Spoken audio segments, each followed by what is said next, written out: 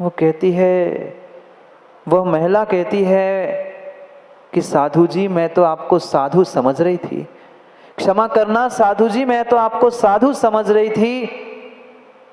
मेरे पति मेरे प्रति में मुझसे रूठकर घर से निकल चुके हैं। मैं उनसे बहुत बहुत बहुत प्रेम करती हूँ, मुझसे गलती हो गई और मैं उनको खोजने के लिए दौड़ रही थी, भाग रही थी। इन पेड़ों पौधों में कहीं वस्त्र अटक के फट गए, कहीं के कहीं भाग रहे हैं। मैं तो सोच रही थी आप साधु हो और आपकी दृष्टि कहाँ गई? आपको तो एक इंसान देखना था, आपको तो प्रश्न पूछने वाला एक मात्र आदमी दिखना था। आपको कपड़े दिख रहे हैं, उसके फटे हुए, उसके अस्त व्यस्त कपड़े दिख रहे हैं। वह सज्जन कहता है, जीवन की दूसरी सीख मैंने उस महिला से प्राप्त कर ली। मैंने हाथ जोड़कर उस महिला से कहा, हे महिला, हे माँ तू धन्य है, हे तू धन्य है माँ। तेरी पति की प्रेम की भक्ति मेरे प्रभु भक्ति से कई अधिक गुना अधिक है। मैं अपने आप को भगवान का बहुत बड़ा भक्त मानता था, पर उस दिन मुझे एहसास हुआ कि उस महिला की अपने पति के प्रति प्रेम रूपी भक्ति इतनी अकाट्य है कि उसके अपने फटे कपड़े नहीं दिख रहे हैं, उसे अपने अस्त व्यस्त कपड़े नहीं दिख रहे हैं, पर प्रभु की भक्ति करने वाला, मैं सबको प्रभु का अंश मानने वाला, उसके कपड़ों को देखकर मेरे भाव खराब हो गए। कहीं ना कहीं मेरे प्रभु प्रेम में, मेरे भक्ति में कमी है। मैंने उस महिला से भी संगति को, 1 मिनट की संगति को सत्संगति रूप प्राप्त करते हुए मैंने उससे उपदेश प्राप्त कर लिया।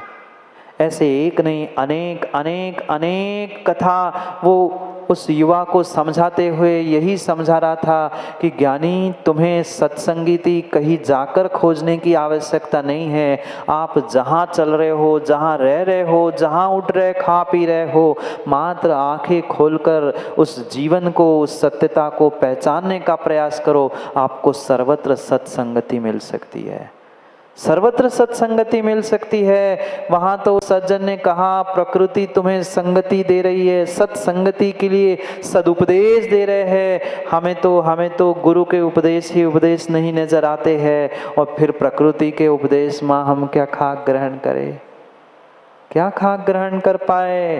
क्या कभी ऐसी सोच और ऐसी दृष्टि से इंसानों से और परिस्थितियों से मिलने का हमने प्रयास किया? नहीं किया। और इसलिए हम प्रभु गुरु के पास पहुंचने के बाद भी कुछ ग्रहण नहीं कर पाते। अच्छी से अच्छी परिस्थिति भी हमारे जीवन में क्यों ना आ जाए, अच्छे से अच्छे इंसान भी हमारे आगे पीछे क्यों ना हो जाए, पर फिर भी आज तक कभी हमने उस संगति को सत्संगति बनाने का प्रयास नहीं किया। ये जीवन में धीरज भाई ध्यान रखना, साधु और गुरु से संगति कभी सत्संगति नहीं होती।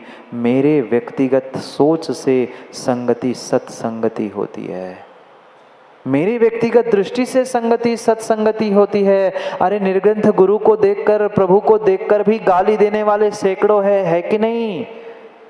साधु को देखने के बाद भी देखो नंगा है, मारो पत्थर आदि कहने वाले, उलाहना देने वाले संसार में बहुत है। साधु से सत्संगति नहीं है। जिसके भीतर श्रद्धा है, जिसके भीतर विवेक है, जिसकी श्रद्धा की आँख और चर्म की आँख खुली है, वो ही साधु को प्राप्त करते हुए उनकी संगति को सत्संगति बनाने का पुरुषार्थ करता है।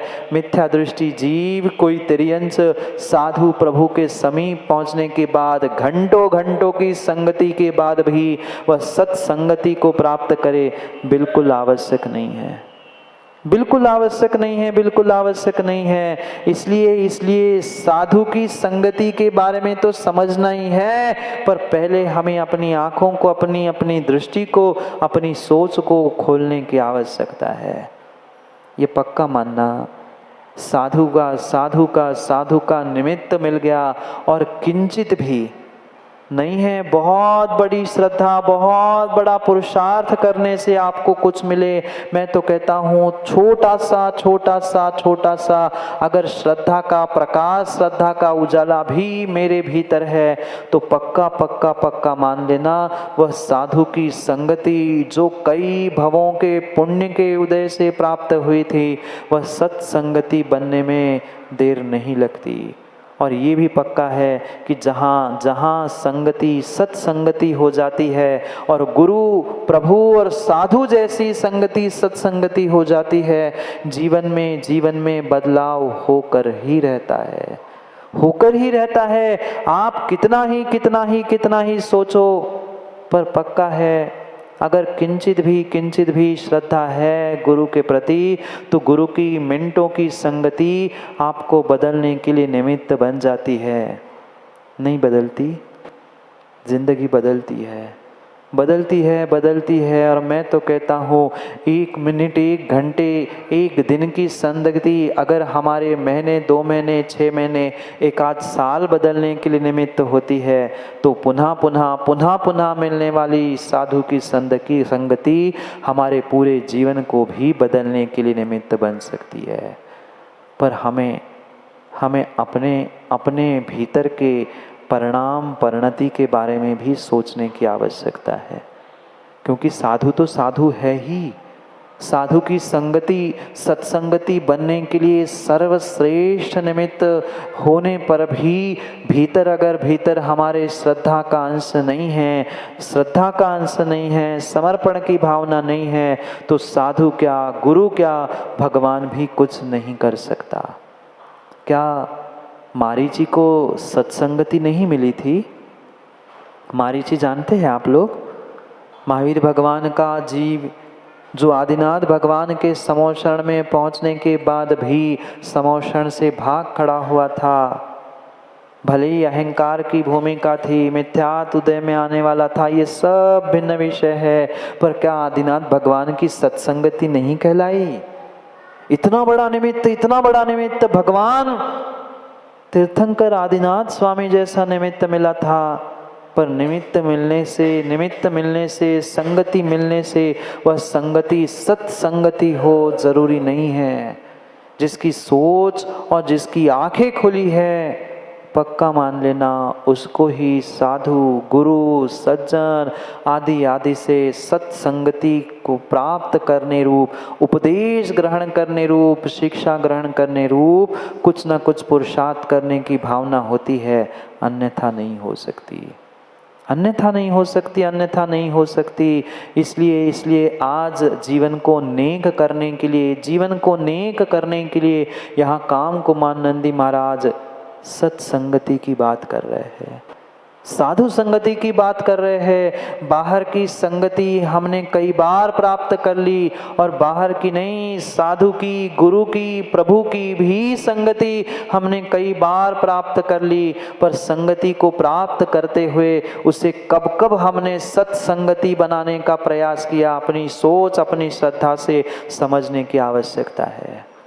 अगर एक कदम भी हम आगे बढ़े हैं, एक इतना सा भी हमारे परिणामों में, परिणति में अंतर आया है, तो पक्का मानना हमारे भीतर श्रद्धा थी, क्योंकि साधु के समीप पहुंचकर हमने संगति को सत्संगति बनाने का पुरुषार्थ किया। जैसे वह जमीन में, मिट्टी में डला हुआ बीज अच्छी भूमि, अच्छा जलवायु प्राप्त करते ही बहुत बड़ा वृक्ष बनता है, ऐसे ही समझदार, ज्ञानी, श्रद्धावान जीव साधु का उपदेश और साधु की सत्संगति प्राप्त करते हुए अपने जीवन को नियम से नेक बनाता है। आप नहीं चाहते माँ हमारा भी जीवन नेक हो जाए? फेक जीवन तो बहुत जिया, दुनिया को दिखाने के लिए धर्म हमने बहुत किया, दुनिया को दिखाने के लिए बहुत सारे पुरुषार्थ हमने आज तक किए। कभी अपने आप को समझने के लिए, कभी अपने स्वयं के जीवन को नेक करने के लिए पुरुषार्थ करो। पुरुषार्थ करो, पुरुषार्थ करो, क्योंकि पंचम काल में अगर सर्वश्रेष्ठ संगति किसी की है तो साधु की है। सर्वश्रेष्ठ संगति किसी की है तो साधु की है, पर उन्हीं के लिए वह सर्वश्रेष्ठ है जिसके भीतर कुछ अंशों में श्रद्धान है, कुछ अंशों में श्रद्धान है। अरे एक मिथ्या दृष्टि त्रियन जीव भी साधु की संगति को प्राप्त करते हुए पुण्योदय के निमित्त से अपनी पर्याय को धन्य करने का निमित्त प्राप्त कर लेता है। एक त्रियंश जो मिथ्यात्व के साथ होने के बावजूद भी गुरु और प्रभु के सानिध्य से कितना धन्य हो जाता है, कितना धन्य हो जाता है। महेश पंडित जी, आप सहस्त्रकुट का और इतने उत्तुंग जिनबिंबों का पंच कल्याण कराने वाले हो। जो बनी हुई पाषाण की प्रतिमाएं हैं वो कौन से गुण स्थान में हैं? पाषाण से बनी हुई प्रतिमाएं वह पहले गुण स्थान में मिथ्या दृष्टि ही है, पर मात्र गुरु की कुछ मिनटों की, कुछ घंटों की सत्संगति ऐसी उनको मिल जाती है, ऐसे संस्कार मिल जाते हैं, वही एकेंद्रिय पाषाण की प्रतिमा भी भगवान की प्रतिमा बनकर पूजने के लिए तैयार हो जाती है। तो श्रावक उसे भगवान मानकर पूजता है। जब पाषाण को गुरु की, साधु की सत्संगति भगवान बना देती है तो श्रावको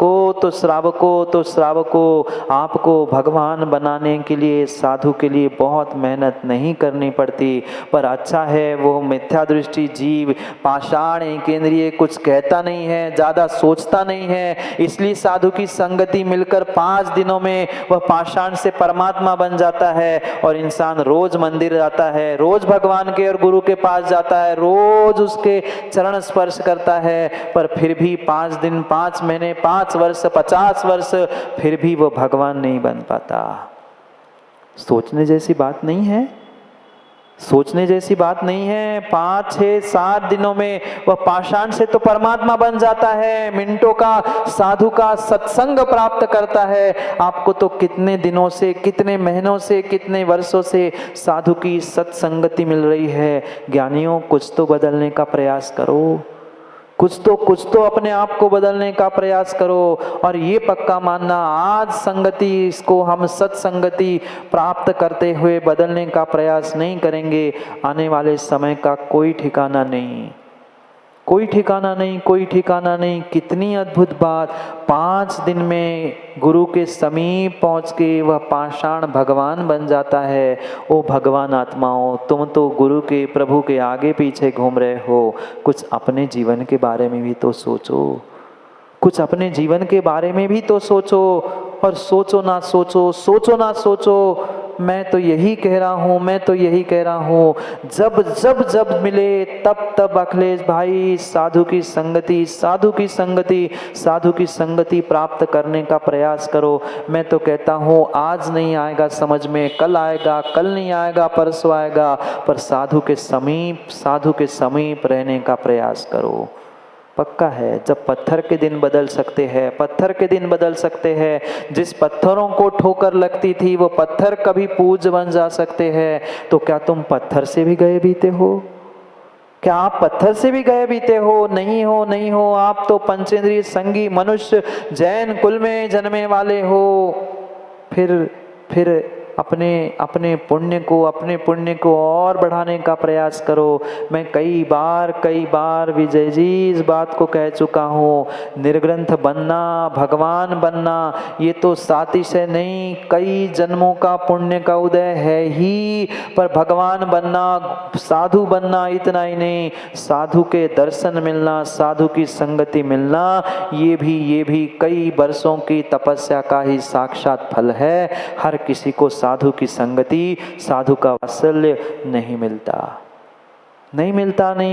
पक्का मानो अभी भाई, पक्का मानो। कुछ न कुछ पुण्य का उदय 2024 में आप सबका था, तो इतनी सहजता से आपको साधु की संगति मिली है। पर साधु की संगति मिली है तो उसे सत्संगति करने का पुरुषार्थ आप अपने संकल्प से कर सकते हो। संगति तो मिल गई, पर हमें कितना बदलना है, हमें कितना बदलना है, हमें कितना बदलना है, ये समझने की आवश्यकता है। एक खरबूजा तो माँ देखा, खरबूजा जानते हो, ये कहावत भी सुनी होगी, खरबूजा को देखकर खरबूजा रंग बदल लेता है। जब खरबूजा को देखकर खरबूजा रंग बदल देता है, तुम साधु को देखकर थोड़ा सा संयम नहीं ग्रहण कर पाए? साधु की सेवा करते हुए हम कुछ सेवा के आगे भी बढ़ने का कभी विचार नहीं कर पाए?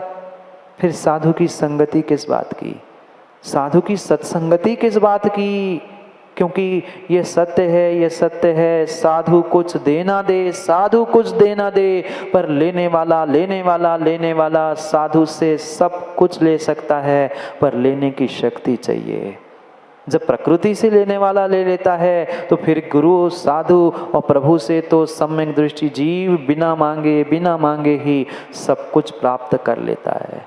पर वैसी हम अपनी शक्ति, अपनी कैपेसिटी बनाने का प्रयास भी तो करें, बनाने का प्रयास भी करें। क्योंकि बहुत अच्छे दृष्टांत के माध्यम से यहाँ काम कुमार नंदी महाराज समझा रहे हैं कि जैसे बने ज्ञानी, जैसे बने, जितने मिनट बने, भले 1 मिनट, 2 मिनट, 5 मिनट, 10 मिनट, 1 घंटा, जितना समय मिले 24 घंटे में साधु की संगति प्राप्त करने का प्रयास करो, साधु की संगति प्राप्त करने का प्रयास करो। कुछ जिनवाणी समझ में आए नहीं आए, कुछ उपदेश समझ में आए नहीं आए, सेवा करने आए नहीं आए, आहार देने आए नहीं आए गिरीश भाई, पर प्रयास करो, कुछ ना कुछ उनसे तुम्हें मिलेगा, पक्का मिलेगा। पहले जमाने में आपने कभी देखा जागे जी, पुराने जमाने में इत्र बेचने वाले गली गली में घूमते थे। पुराने ज़माने की बात कह रहा हूँ, आजकल तो सब ऑनलाइन में आ जाता है। पुराने ज़माने की बात पूछ रहा हूँ, देखा आपने?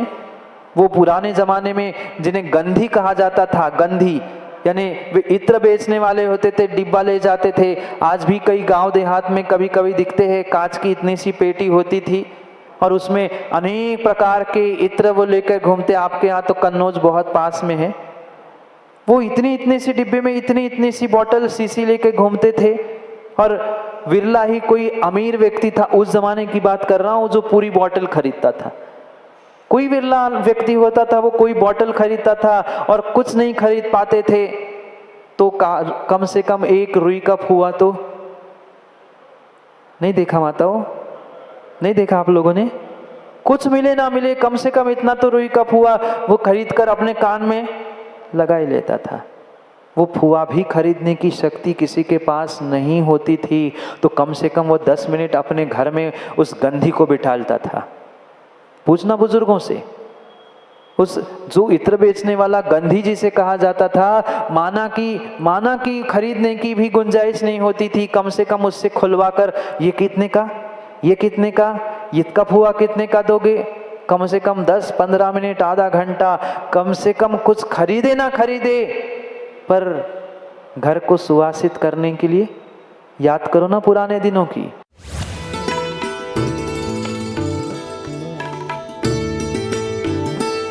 परम पूज्य आचार्य श्री 108